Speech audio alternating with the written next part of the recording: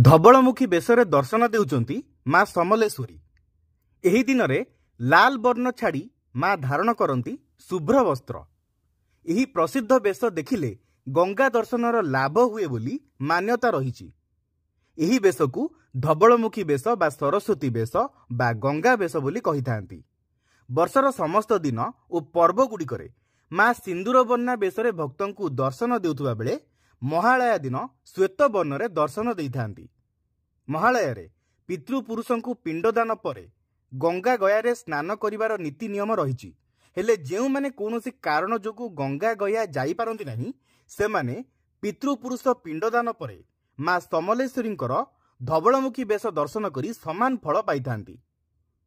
पाटणागढ़ रे माँ समलेश्वरींकर धवलमुखी बेश सारी माँ पाटणेश्वरी सेनांक समस्त सदस्य आसंती।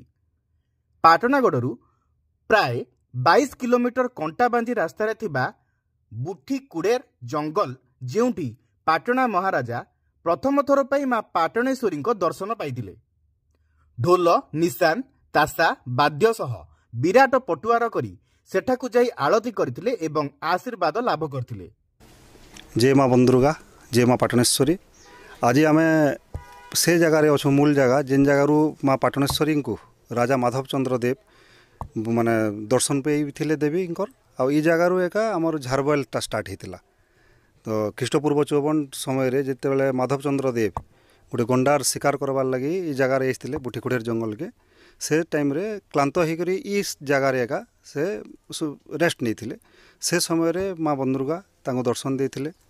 आउ से टाइम रे जिते राजा रूप से खुशी हेले तो से टाइम रे माँ पाटणेश्वरी माने पाटनागढ़ इष्टदेवी रूप रे देवी को माने पूजा करवार लगी से आवाहन करथिले।